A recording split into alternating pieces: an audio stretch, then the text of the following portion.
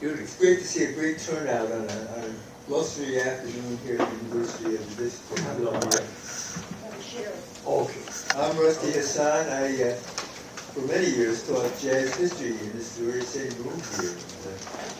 My colleagues here at the university, and have continued to do these forums, and it's really an honor to be asked to do this one, because back in the late 1970s, I was on WAMU on a Sunday afternoon, and because of my time frame, I was missing a lot of what was happening up at the famous ballroom at the Left Bank Jazz Society. But when a gentleman got a hold of me and said he opened up a club in Fells Point called The Bandstand, and when I interviewed some of the artists and make it up there, Mike Binsky really introduced me to the Baltimore jazz scene. And so it's a real honor to be part of this presentation this afternoon. With me on stage is Charles Covington, organist and fabulous musician who played up there. My fellow faculty member here at the university who teaches bass and has been a bassist for all of the prominent musicians who played in D.C. and up in Baltimore, Steve Novosel. Ruth Binsky, who donated all the material from the bandstand, which is part of the archive. And Keith Kilgo on the end. Keith, because there was an organization that I was a part of which gave the name to the New Thing, New Music show. And there used to be jazz workshops, performances every Tuesday at St. Margaret's Church that was part of Papa Cruz's New Thing Art and Architecture Center. And there was a pianist there by the name of Harry Kilgo. Oh, yeah. And he started presenting his son Keith on the drums. And that's how I met him back in that day. So we're going to actually start with Ruth. Ruth, you're going to tell us a little bit about yourself, how you got into this music growing up in Baltimore. And then we'll continue on from there. But start with your story. Well, now hold the mic up a little bit. That's good. Yeah. Well, of course I was born and raised in Baltimore, and I grew up in a house where jazz was played. At the time, there was a radio station called Swing Time that used to come on, I think, once a week. And I was quite young at that time, and I just remember that every week being played. And as I got older, because I heard jazz in the house, I came along during a time when I was listening to other things in high school, but in the back of my mind was always jazz. And I got married early on, but jazz has always been a part of my life. In 1964, there was a radio show in Baltimore called The Harley Show. Harley owned a chain of sub shops, and he advertised on the jazz station. And I heard that the Left Bank Jazz Society would have a performance, I guess their first performance at the Alho down on Frederick Avenue. And I wanted to hear that, go to that first show. That was going to be their first major show, and I'm not mistaken, it may have been Jimmy Heath, but don't hold me to that because it's been a long time, and it was 1964. So I begged the sister-in-law to go with me to that show, and we did. I was hooked from that point on. I signed up immediately, so I became a member of Left Bank in October of 1964, and for the next 19 years, I was an active member. Michael was born and raised in Baltimore, and he left home at 15 to go to New York to live with his older brother, Barry. And of course, Barry introduced him to jazz. So he left New York and became a merchant seaman in San Francisco when he was 19. Well, he came back to visit his mother in 1975, and we met through a mutual friend. So he moved back to Baltimore, and we were married 8 months later. Well, his friend, Sheldon Lazinski, he hooked up with after he moved back to Baltimore, and Sheldon and his wife were buying properties real estate around Baltimore and renovating them themselves and renting them out. So the building came up, he saw available, and Michael said, well, he wanted to do music. He started attending Left Bank concerts with me at that time, and he met a lot of musicians because I was a board member and financial secretary for a minute. So he met a lot of musicians. Then the bandstand opened. His first person was Paul Quinochet. And that went on from 78 until 81. And every week. And he didn't ship out at all because he was a full-time merchant seaman when we met. And he started shipping out, but of course when that opened up, he no longer shipped. You know, he stayed home for those 3.5 years until, you know, he couldn't afford to stay home anymore. Musically, it was wonderful, and many weekends we went home saying, oh my God, it was so good musically, but financially was another story, you know. But he started hiring the musicians, and in the beginning there were quite a few musicians who stayed with us.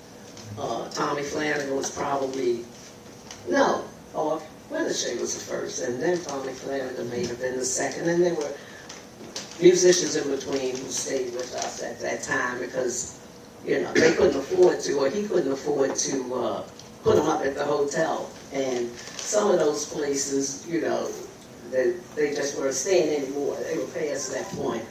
And so that's, I guess, the end of my story. And the rest of it goes to the musicians. Okay, but what was it about Mike that really made the connection with all the great musicians that he was able to book into the club?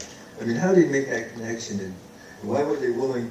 I mean, he really make in many ways a sacrifice to play in Baltimore. Oh, he probably worried him to death. You know, he would meet them at Left Bank. You know, when he was there with me, he would meet them. And from San Francisco, there were quite a few musicians he did not know personally, but he was able to hear because he was a jazz person, and that was our connection in the beginning. So he would just speak to him at Left Bank. And then there was another member of Left Bank, Ray Pino, who was originally from New York, as a matter of fact. He introduced us to quite a few.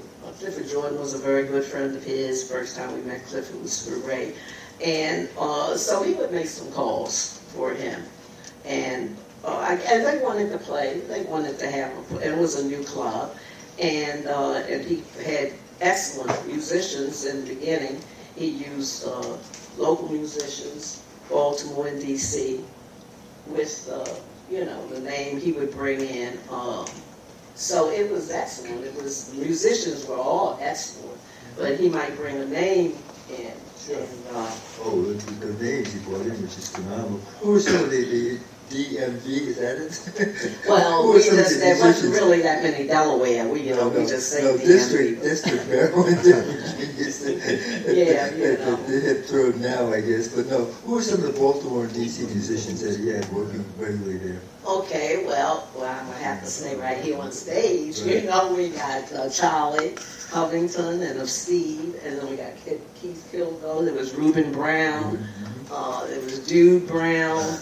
There was John Malachi. There was, the list could go on and on. Tommy Cecil.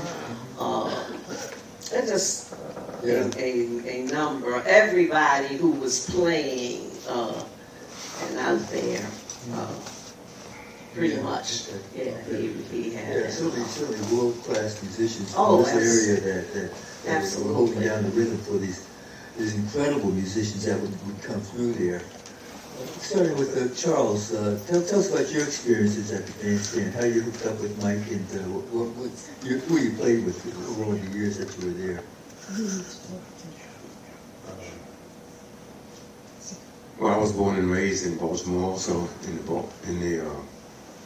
the projects, the Gilmore Homes. And in fact, when I was born, that's when the bebop era was starting to develop. But I was oblivious to all of those things.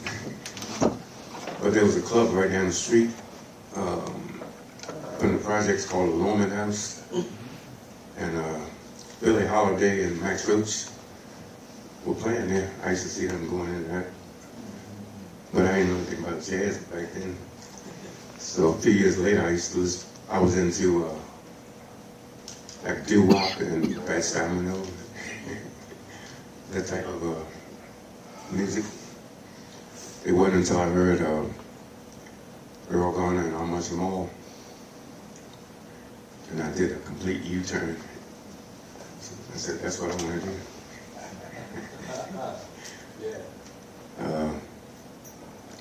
But at that time, I think Jimmy Smith was making his debut. But at that time, I didn't like the organ. I just wanted to do the piano. So I would listen to all those Nina Simone, How Much More, Oscar Peterson, all those guys. And I discovered, a Hammond organ store where you could go practice 25 cents an hour. And I started going there every day practicing. I said, this is what I want to play the organ. Because I think my voice was on the organ. But I think the bandstand started, in the 70s? 1978. 78? Yeah. So I played with a lot of people like Sonny Stitt and Charles McPherson, Milt Jackson. I remember I did a gig one night with Sonny Stitt and Gene Ammons, and they were going back and forth with each other. So the whole night, I didn't get one solo.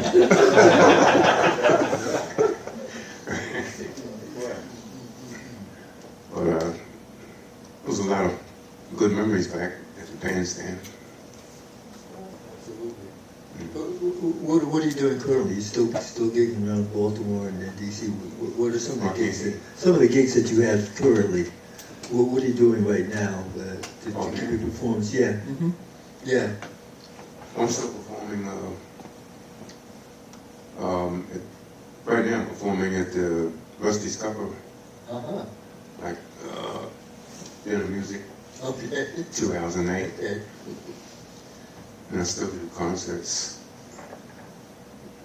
I was in Qatar last year. Wow. Getting ready to go to Barcelona at the end of May. Barcelona, Spain, Italy, France, and Rome. Fantastic. Mm-hmm. That's awesome. That really is. This couple. That's really awesome. Wow, fantastic. Mm-hmm. Okay, let's pass the mic over to Steve, and we'll get Steve to tell us a little bit about how he got here to D.C. and how he hooked up with Roberta Flack, just briefly, and then get him to focus on the bandstand. Well, I was drafted into the Army in 1961, and I was living in California at that time, and I got drafted, of course. This was during the Vietnam War, and when I went to boot camp, I said, I play the trumpet, can I get in the band? And the guy at the recruiting place said, well, you got to take another year, 3 years. I said, well, I'll take it. And I could go to the Navy School of Music, which was at that time in Washington, D.C. So I did my time in boot camp, and they sent me to D.C. That's how I got here. And I went to the Naval School of Music, and they sent me to Fort Belvoir, which was nearby. And during the time I was in the band, a post band they called it, we had about 2 trumpets in the band, and we used to play 3-hour parades every day. And the band leader was a warrant officer. He claimed to be a trumpet player, but nobody ever heard him play. You know? but he used to walk alongside the two trumpets that were in the band and wait for you to take a break and cuss you out after that. So anyway, I played in that band for the remainder of my time in the Army. And while I was in, I developed the infection in my gums from playing that trumpet like that every day, 3-hour parades, marching up and down. You know, it's not too conducive to playing the trumpet after a while. But anyway, while I was in, one of the generals on the post wanted a dance band for his birthday party. And of course, the band didn't have a bass player, and I volunteered. That's how I started playing the bass. And then I started practicing, because I always had a love and affection for the instrument. So I basically taught myself to play the bass, you know. And when I got out of the Army, first thing I did was throw my duffel bag in over the 11th Street Bridge. I don't want to have no more to do anything else to do with the Army. But anyway, and I moved into D.C. and lived with a drummer whose name was Buck Clark. Yeah, I know Keith knows who he was. I sure do. And I played with Buck and a saxophonist by the name of Charlie Hampton, who later became the band leader at the Howard Theater, you know, which I later on eventually played. And I remember we played for Red Fox at the opening, and Mom's Mapley. Everybody remembers who those people are. And Red brought his musical director in, who was Harry Sweets Edison, a very famous trumpet player. And we had a big band there, and Sweets came on and started rehearsing the band, and he said, "You guys can't read music." He said, "Everybody's fired except the bass player and the drummer." And the drummer was sitting right there, Warren Shand. So he kept us. And I played that band for as long as Charlie was there, you know. And then, of course, I got out and I played with around town with Charlie Hampton and Buck Clark. And we played at a club 6-7 nights a week.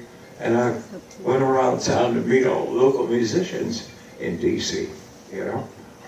And I met everybody I could in D.C.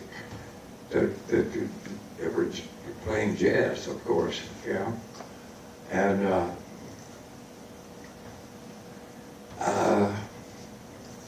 And then while I was in D.C., I met my former wife, Roberta Flack. She was going to Howard University, studying the piano. She wanted to be a classical pianist. And that's where we met. And we got married in 1965. And stayed together for several years, you know. And then things happened. And I finally moved to New York. I went to New York, and I met a trumpet player that I knew, Charles Sullivan. Walking down the street, he said, "Is your passport in order?" I said, "Yeah." He said, "We're going to Europe in a week. Can you go?" I said, "Darn right." So we went to Europe. He and a pianist by the name of Stanley Cowell, and forget the drummer's name. Oh, Jimmy Hops, who later on we played with Roland Kirk. And but anyway, we went to Europe, and we got stranded in a hotel over there. because we had several jobs that were canceled. So Charles had to go up to Finland to write some music and make some money so he could get us out of the hotel. So he was able to do that and came back to Paris, got us out of the hotel, and we went to Amsterdam to visit another former guy, a bass player, who was living in Amsterdam. Wilbur Little was his name, and we hung out there.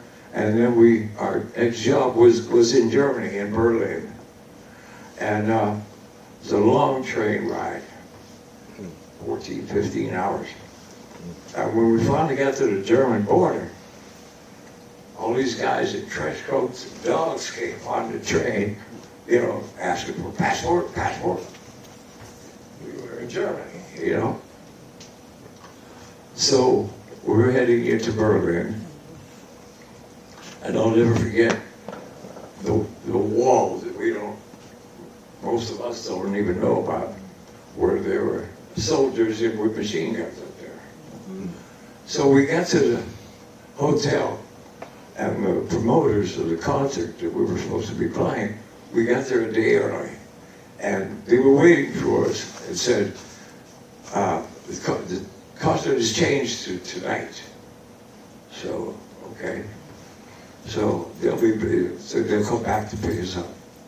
So we waited, and nobody showed up. So Charles went to the venue where we were supposed to play and came back and said they canceled the concert, had to give everybody their money back, and there was an article in the paper, disorder at the border. Jazz musicians were detained because of passport information. So we never did play the concert. Thank God we had tickets back to the States, you know. So anyway,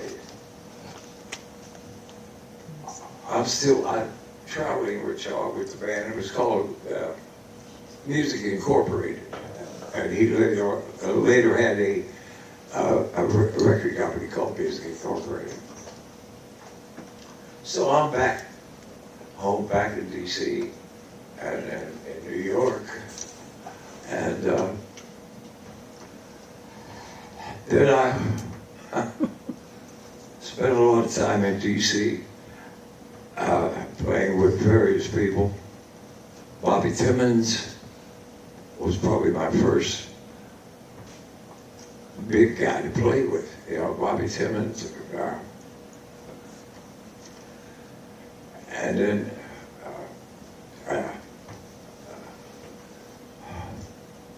saxophone Eddie Harris, who came and played. We were playing in the Bohemian Cabins, and he came for a whole summer, and we woke up.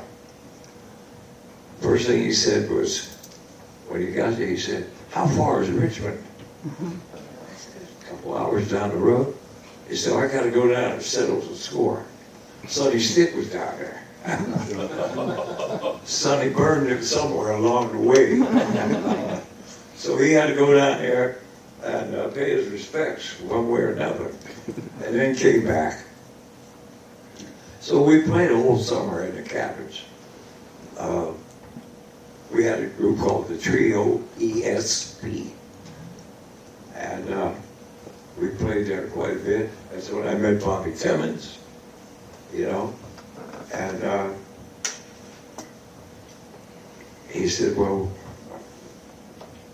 he was in D.C. to kind of clean up some things, and he said, well, we're going to San Francisco. We're going to Philadelphia first, his hometown, and then we're going to San Francisco, then we're going to New York. I said, oh, great. So we go to Philadelphia, and at the end of the first week, Bobby doesn't show. What happened to Bobby? Couldn't find him. So another piano player, we we also had Betty Bebop Carter, the singer. She was on the bill with us. And we played for her and did our trio stuff. So I stayed in above the club. It's called the Showboat Lounge in Philadelphia. And there was another club down the street called Peps, where you may or may not have known the song Freddie the Freeloader. Freddie the Freeloader was a person. He was a bartender in Peps. And later on, years later, Miles Davis wrote a tune called Freddie the Freeloader. So, Bobby said, well, San Francisco is canceled. We're going to New York. And just a duo. So we went to what they called the top of the gate, top of the village gate. It was called top of the gate. And we played up there. And over a period of time, Bobby was having problems and I wasn't getting paid too much, you know. So, Bobby, I can't take this too much longer, man. You know, I gotta pay the hotel bill and this and that. So I finally had to leave. I came back to DC, and my friend Jimmy Hobbs, the drummer, worked with Roland Kirk. And after he was with Roland a couple of weeks, he got me on the job. And that's when I met Roland, you know. And we went to Poland on a State Department tour and got into Poland, and but they wouldn't allow me to take my instrument, my bass. So we had 31 nighters, and I had to play 30 different basses, which was not easy. We finished the job. I did the 31 nighters. I did it because 5 minutes before the concert, here comes a guy running up the aisle with the bass on his back. He gives it to me. I said, "What is this, firewood?" It was, you know, bass players especially. If that instrument is, if you can't adjust to it that easily, you got to play it no matter what. So I played 30 different basses. I was crazy after that. And anyway, but I spent several years with Roland, with that band, Roland Kirk, Jimmy Hobbs, and a pianist named Ron Burton. And we stayed together for about 3 or 4 years. And matter of fact, just recently in November of this year, an album came out that was recorded in Seattle, Washington at a club called the Penthouse. And the record company in California found this recording as it was done by a little radio station. And in November, here comes this record out, yeah?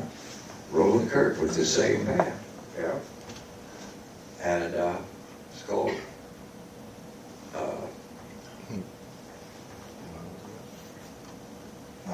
Listen, Live and Listen. Roland Kirk live at the Penthouse, recorded in 1967. So that was that. That's bringing myself kind of up to date. I mean, there were other people. I played with David, spent a lot of time with David Fathead Newman. Yes. Several years with him, and made several records with him, you know? Okay, Rusty. Well, you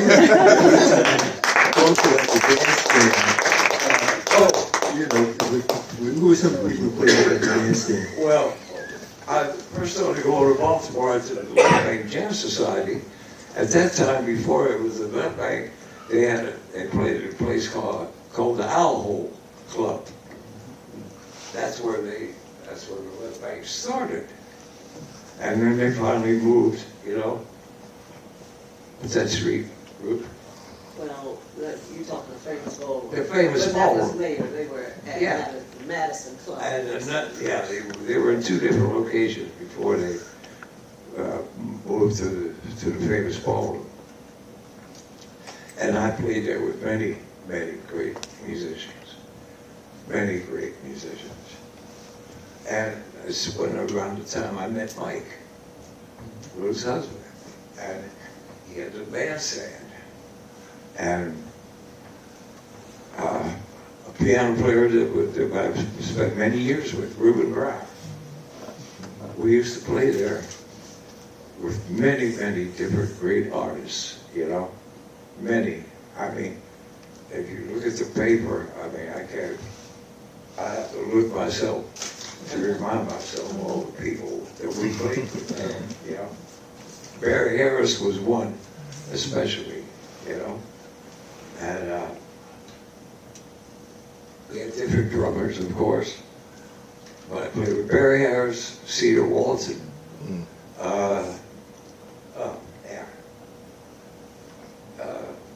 Charlie Rouse, George, George Coleman. George Coleman, Oh, yeah. who I just saw last week. Wow. He was 91 years old. Saw him in New York City, and he was playing at a place called the Jazz Cultural Center, owned by Spike Wilder. Yeah, Right. Smalls and Mesro. And Music Mesro, Theater. He's a wonderful presenter of the music. He's played piano down here with the Jazz Piano Series. Right, right. One last comment. Because we lost her not too long ago, you know, you were married to Roberta Flack. When you were married to her living in Virginia, your marriage was illegal, according to the state law, before the Loving decision. Yeah. And because you were touring and you had different careers, she became a superstar, and you divorced, but you remained friends. Well, up till the day she died. Absolutely. Yeah. That to me is remarkable. But it was a significant part of your life. Oh, yes. And she Absolutely. remained an important part of your life. And I Yes, she think was. We should remember that. Absolutely. Absolutely. Thank you, Rusty. We're going to move down to the other end, who grew up with the music. I mentioned his father's name. His father was part of a group that played at the Bohemian Caverns. This is going back many, many years, because the name of the group was called the JFK Quintet. Named for John F. Kennedy, obviously, but Kennedy was really, as a president, significantly different from what's happening for the last decades. But it was Andrew White who had the saxophone seat in that group, and actually I'm doing a forum at the Thinking About Jazz in December on Andrew White. That I want to urge you all to come to it. Westminster Church, 400 I Street. Second, third week, just before Christmas in December, so put that in your calendar. So you certainly grew up with the music. Yes. But what made you decide on the drums, and how was that coming along when you were growing up? And then we'll get to the significant part of your career at Howard University, but first growing up with your dad. Well, before the JFK, my dad used to play at a club called the Casbar. It was on U Street. And they always rehearsed at our house. So, you know, there was always drums, there was always cats coming over on the weekends. And so they gave the drums, like, you know, Mickey Newman and Billy Hart, Joe Chambers and stuff like that. And so I would sneak down there, you know, after they were gone and start playing. Hold the mic up so And I started playing on the, you know, playing with the records. And so then we moved, because my family we kind of all lived together for a while. My grandmother and my mother and her sisters, it was like the Adams family, but just, just a different vibe. And so once we, you know, moved to Northwest, Dad would still have rehearsals in the basement. And I just started, I played piano. I studied with Roberta Flack.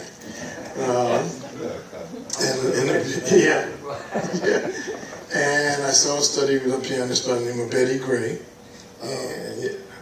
And so, you know, I always liked the music, so I would go down and when they were not rehearsing, play along with my favorite Bohemian Delight, Art Blakey, you know, Philly Joe Jones and stuff like that. So I started, you know, messing around, and my dad said, well, you know, maybe this guy may be able to play something. So I had a piece of plywood, a oatmeal box, and a hi-hat.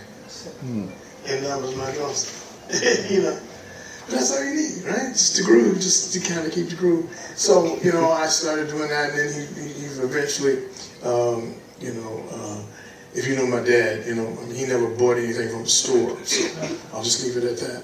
And so, you know, I at Christmas I got a drum set, and I just started playing, and we would have these rehearsals, and you know, of course, I met Steve and Marshall Hawkins and Fred Williams and Reuben Brown, Buck Hill, and, Herschel McGinnis. It was a whole family of musicians here in D.C. And we just would jam and play together, and that's how I learned. Mike over there used to come to the house. And so, I started that piece, and then I got to go to the Bohemian Caverns and sat in with Miles and Stanley Turrentine and Shirley Scott, and, you know, those kinds of things. I did. That's how I got fired from my piano lessons. So she said, I called, because I used to take the bus. I lived near Walter Reed. So I take the bus, you know, to Friendship Heights in Southeast, consequently where I've been working almost half of my life, and Southeast. And so that morning, Miles was in town, and, you know, I hadn't practiced, of course. And I called him and said, oh, look, my throat is double. So she said, okay, well, just take it easy. And, you know, I'll see you next Saturday. I said, okay, cool. Of course, I was ready to go see Miles. So Dad took me to the caverns. He dropped me off. He never, like, went in there with me. He just, you know, go down there and see Tony Taylor and, you know, get your cheeseburger and sit over there and chill. And as soon as I walked through the door, man, who's standing there? Roberta. I thought you was sick. I said, okay, so that was the end of my piano lessons. But, you know, I just love the music. I would go out hear Tony, I'd hear Jimmy Cobb, I'd hear all these drummers with all these different configurations. Ben Webster, Ben Riley, Freddie Waits. I just met so many cats that I just wanted to play, you know. So Left Bank came through I did the Left Bank, is where I met Donald Byrd, but my dad had a band with Marshall Hawkins and a saxophonist player named Mike Fogarty. And so I met Mike through that. And I guess there were no drummers left in town. And he said, hey man, look man, man, we didn't call everybody. Are you good? I said, absolutely. So I started playing at the bandstand, and I played with Slide Hampton, I played with Albert Daly, Gary Bartz. I have a horror story, of course we all have those. I was playing with Clifford Jordan and Reggie Johnson on bass, and Reuben was playing piano. And so we finished the first set, and I was coming off the bandstand, and Clifford had his saxophone sitting like right on the edge, and my pocket caught the ligature right on the screw, man, and it fell like, I mean, right on the mouthpiece, like boom. So I didn't see him pull out a weapon. I was afraid. And it's just, you know, like, oh God, rookie, like, oh man, super rookie here, you know. And And so he was cool, you know, he didn't beat me too bad. And just to be back up on the stage, he used to play through the gig. But, you know, it was a beautiful thing because he was able to play the horn for some magical reason. It didn't damage it too bad, you know. But I always had a great time at the bandstand. I mean, you know, Slide Hampton tried to kill me, but that was okay. And those were the days where you learn, you know, the musicians, those cats, you know, they'd been through a lot, you know, financially, emotionally, you know, like the business itself. And so when you're young, you know, you're not thinking about any of those kind of things. So you're just trying to keep time and figure out what's this crazy song they playing, and they don't never get a drum and no music. So just 1, 2, okay, yeah, oh, that's what we doing. Okay, you know, and so they feel, some bass players would feel mercy on me, like Steve or Marshall, and kind of say, man, it's going to be in 3, 4. Okay, thank you. You know. But it was a great learning experience, and Mike was always kind, you know, to me, and I just love playing. It was such a great vibe. I played with Albert Dale. He didn't show up till the second set, but it was cool, man. When he got to the piano, it was like, you know, none of that even mattered, you know. You know, and then Gary came in after that, and so we played like one song for like 2 hours, and it was you know, a beautiful thing. Tell us a little bit about a little bit about your experiences at Howard University and Donald Byrd, how that. Yeah. So when I'd gone to Bradley University, which is in Peoria, Illinois, because I just wanted to get out of D.C. I had to go. I didn't know why, but I got up there and I was like, why am I here? But, you know, this was in the middle of nowhere. Martha Bradley had built this school. Caterpillar was on the rivers where the mob from Chicago had migrated after Al Capone. It was just, yeah. But it was really kind of cool because I met a lot of really cool people from Chicago.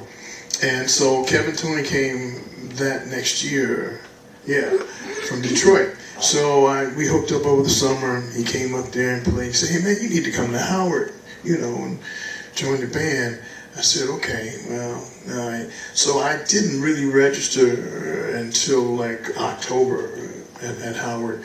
Mark Fax was the chairman of the music department, and Vader Butcher. And so I came to Howard to, you know, hook up with the before the jazz band really started. So it was like the kind of the beginning of the Blackbirds, if you want to say, because Barney Perry and Kevin and Joe wasn't there, David Williams, and different, you know, musicians in the Howard University Jazz, when that became the Jazz Ensemble. Of course, I got there in October, Byrd left in October. So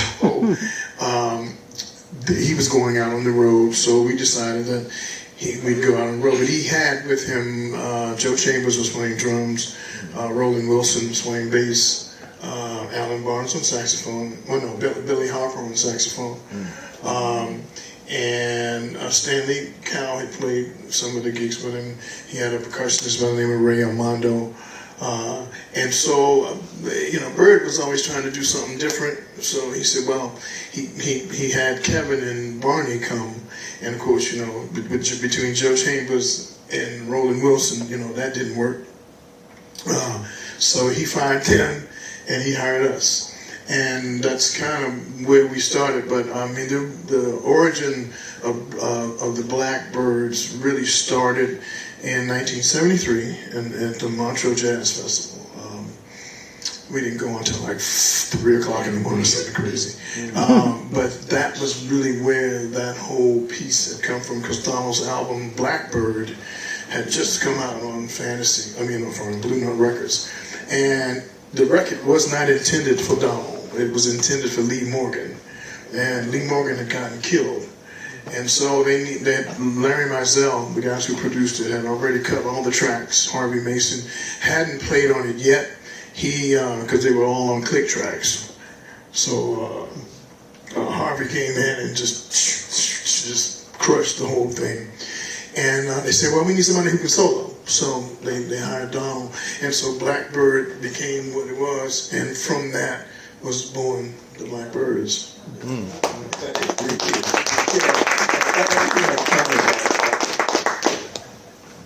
Donald Byrd is significant in a number of ways for Howard University in that prior to his coming there, I think it was 1968, the music program at Howard was all focused on classical music. You know, I mean, it was just, you know, so musicians who were there either took classical music or they were majoring in something else. Yeah, you know, that was your recital. I mean, your recital. And so, you know, Benny Golson was, you know, not playing jazz when he was at Howard. And so there was, you know, student strikes. Young revolutionaries at Howard who were part of SNCC, the Nonviolent Action Group, was the SNCC component at Howard. My wife Sandra was there at the time in the 60s, and she graduated a little bit late because they suspended her. Sterling Brown, prominent poet, during that time was also shipped out to St. Elizabeth's because he was supporting the SNCC students and stuff. So there's a struggle. They brought in Donald Byrd to create a jazz program there, and he was there for a few years, but he was doing other things. And it wasn't until Fred Irby came to Howard that the jazz program was really solidified. Yes, it was. And he kept that program going, you know, for 50 years with the Howard University Jazz Ensemble. And I might comment, and along the way he was honoring Benny Golson and created the Benny Golson Award, and we are all recipients of that award from Howard University. And to me it's the highest honor to be affiliated with you guys and have that honor also. One of the things we did, and I guess maybe appropriate, just we have music that's available that's going into the archive. And there was something by Sonny Stitt that, is that easy to play, Judith, or? We have a couple, Sonny Stitt and Charles. Okay, so why don't we play a little bit of music, and then we'll open it up for some questions. But I want to hear some music that was performed at the bandstand. And so at least one piece with Stitt would I think be appropriate. Charles, do you want the ballad or do you want another you? Which one? What piece by Stitt with you playing? We got... I Should Care or Another You? Blues up and down. You don't have that one. You don't have that one. I Should Care. We're going to do I Should Care with Charles Covington on the piano with Sonny Stitt. Music from the bandstand that will be available through the Felix Grant Jazz Archives. We'll learn a little bit more about the bandstand. Oh, we got music? Okay. Never mind.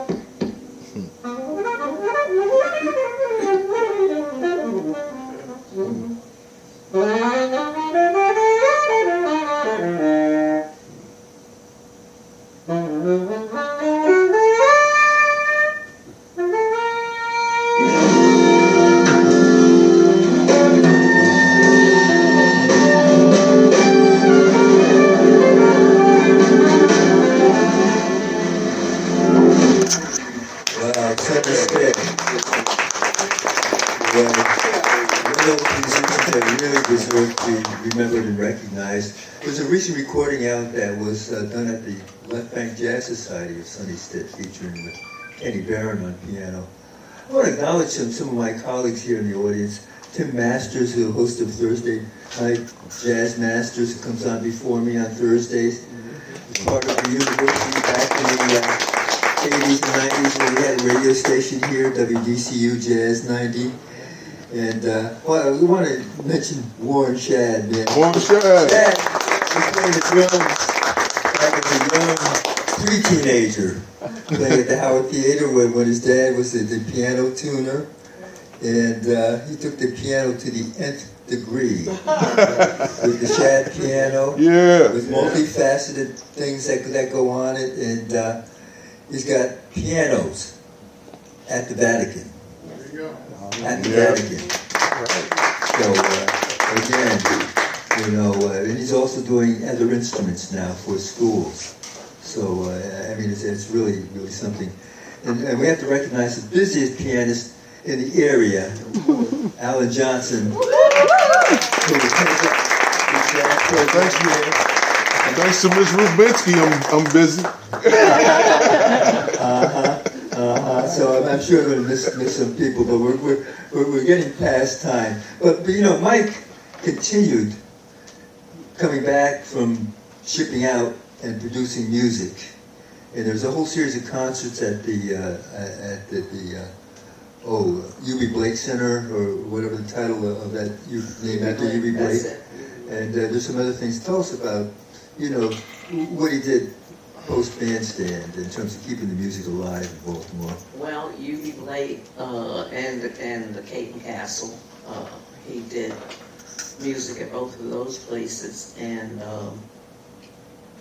any number of musicians. Once, you know, the bandstand was gone, the bandstand actually collapsed. When I say that, I mean, it just dropped one day. They said it was because the building was so old, and thank God nobody was in it at the time. Trucks going up and down Fleet Street, I mean, the building collapsed. Wow. So that was, but it was over before then. And so he did things, you know, there was a church that had an address like 2640 on St. Paul Street. I think he had a reunion band. He had Steve, you, and Fathead, and Larry, and who else was on that gig? I can't remember.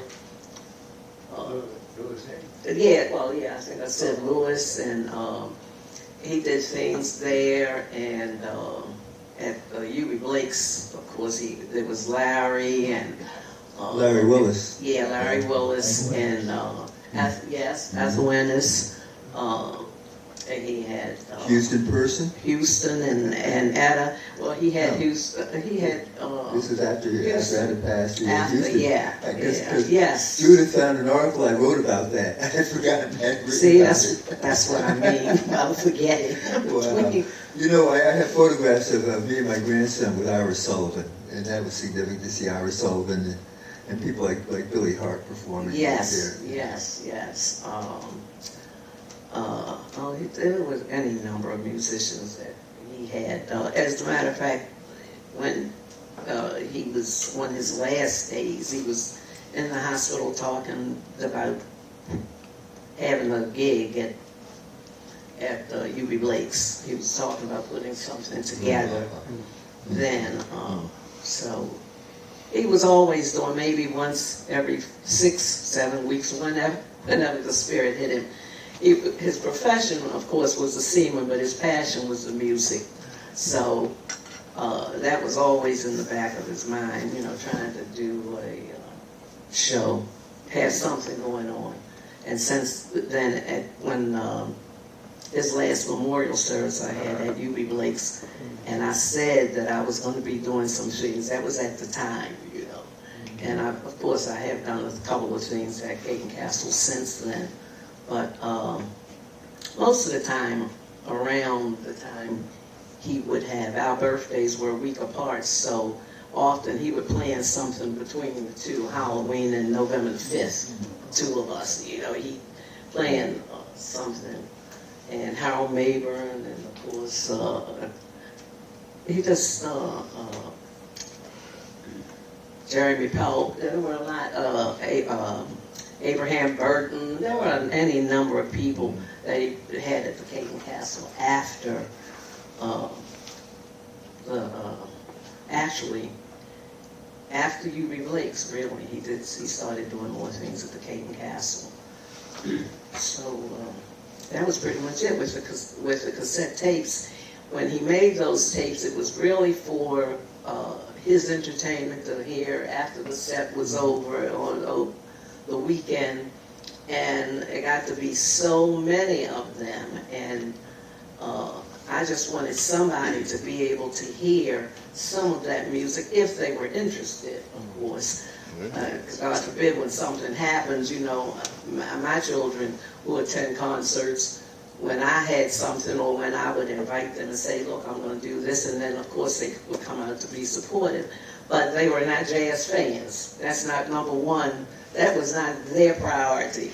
And I just know that they wouldn't know what to do with the tapes, and I just wanted, a lot of the musicians had passed, there are not many people living, you know, still around who played during that time. So I was so glad when Judy, and I have to give credit to Steve because he was the one that said, call Judy, I think she would be interested, and she hopped right on it. So I was just glad for her to have those cassettes and be able to digitize them or do whatever. I was afraid to play them because they were so old, and I thought they might break or something. So I'm just really pleased, and I know Michael was happy. Michael's got to be really looking down, being proud of the real partnership that the two of you had all these decades. I mean, there's really a partnership. We've been, if you glance over, there's been an amazing array of photographs that were done at the bandstand. Who took the photographs? He probably Mike did the did. photographs also. I mean, multifaceted in terms of documenting this music that he loves so much. And I think the Felix Grant Archives is indeed an appropriate place for the material that came out of the bandstand and the legacy of Mike Binsky and Ruth Binsky.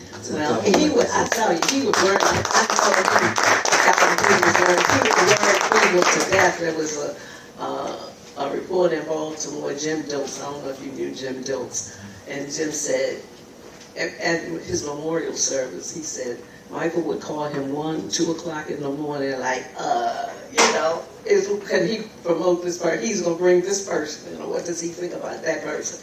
And he did a lot of his cut and paste flyers, and he would stand out on those corners and pass flyers out, and you want to know how he got musicians. He probably worried them to death. You know, in the beginning, because he would say musicians, and he would say, well, I called this person, and they didn't call, they didn't return the call, but he kept calling. He just never stopped, and they, you know, they would finally call and work, and then they would come back the next time he called, because musically it was always great.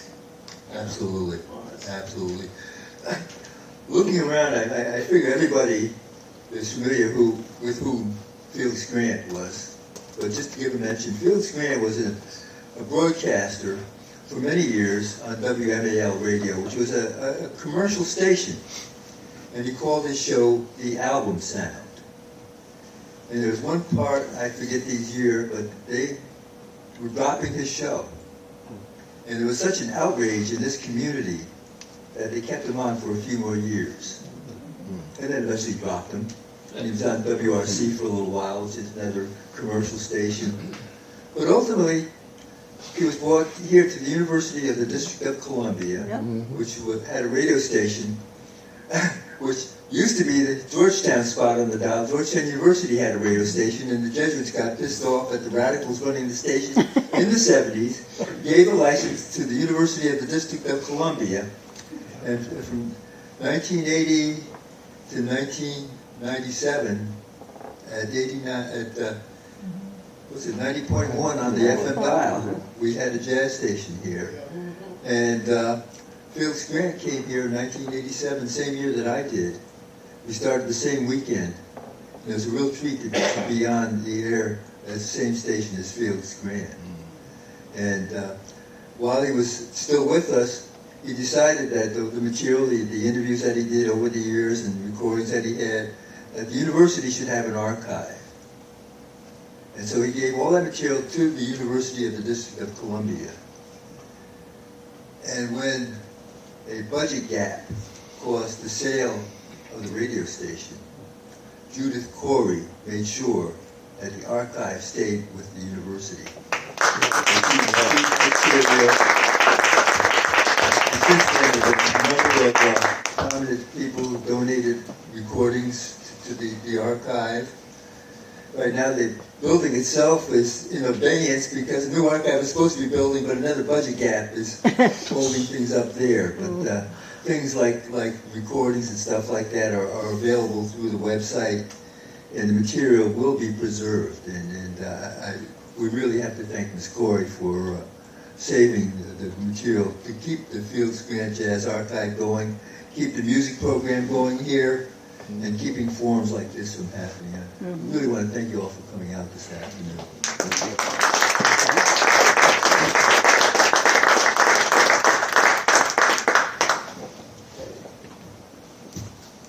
Thank you so much.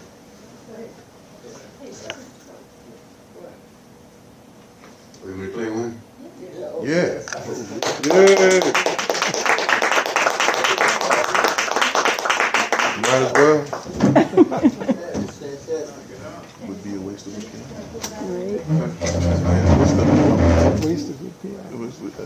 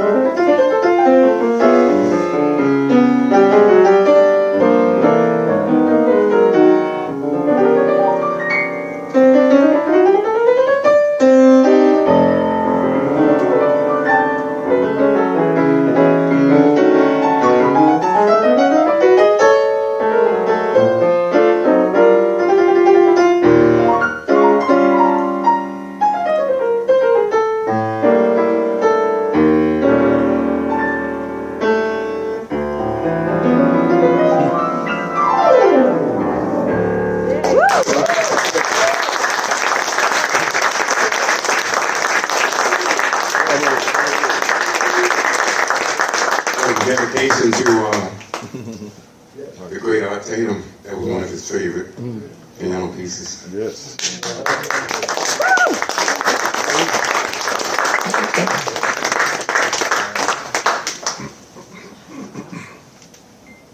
Thank you so Thank much. you. This has been, I've been looking forward to this. You don't know. It's just been a wonderful, wonderful experience. Thank you all for coming and sharing your lives with us, really. And Ruth is amazing. Really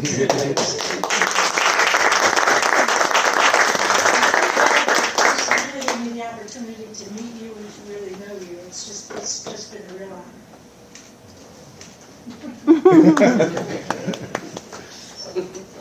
We look forward, we have over 200 of these tapes that we're in the process of digitizing them and making sure they're preserved. So as I said, people will really hear what Lin-Manuel Miranda did during that time, and the great work of these artists is just wonderful. We have a number of them that we're prepared to play today. So as you're walking out, you can go ahead and play some of the music as we're leaving. Okay. All right.